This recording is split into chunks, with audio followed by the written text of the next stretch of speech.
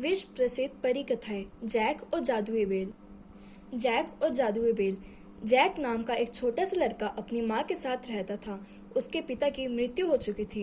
उनकी आमदनी का एकमात्र सहारा उनकी गाय थी। जैसे जैसे समय बीतता गया वैसे वैसे गाय ने दूध देना कम कर दिया। अतः एक दिन जैक गाय को बेचने के लिए बाजार की ओर चल दिया। रास्ते में जैक को एक वृद्ध व्यक्ति मिला जिसने गाय के बदले जादुई बीज देने की बात कही।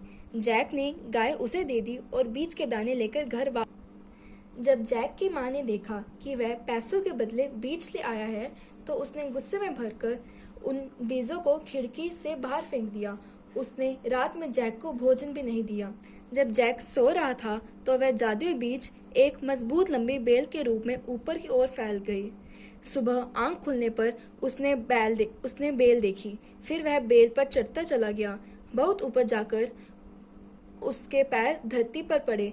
तभी सड़क के किनारे उसे एक घर दिखाई दिया जिसमें एक राक्षस रहता था। जैक ने उस घर में प्रवेश किया और राक्षस की पत्नी से कुछ खाने को मांगा। उसने जैक को खाना दिया ही था कि राक्षस वापस लौट आया। उसे किसी मनुष्य की गंध आ रही थी। वह गुर्राता हुआ बोला, यहाँ जरूर कोई मनुष्य है। यदि वह मुझे मिल गया तो उसे कच्चा चबा जाऊंगा। लेकिन राक्षस की पत्नी ने जैक को छिपा दिया था। तभी जैक के कानों में सिक्कों की खनक सुनाई पड़ी। राक्षस सोने के सिक्के गिन रहा था। जब राक्षस खर्राटे भरने लगा तो जैक ने चुपचाप सिक्कों की थैली उठाई और बेल के सहारे नीचे उतर गया। अगली बार जब जैक ऊपर गया तो उसने राक्षस के पास सोने का अंडा देने वाली एक मुर्गी देखी। वह मुर्गी रोजाना सोने का एक अंडा देती थी।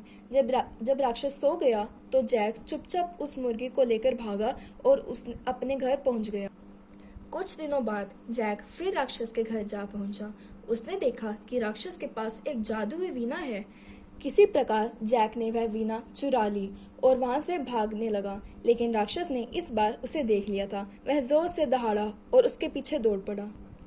जब जैक बेल के सहारे नीचे उतर रहा था तो राक्षस भी उसके पीछे था।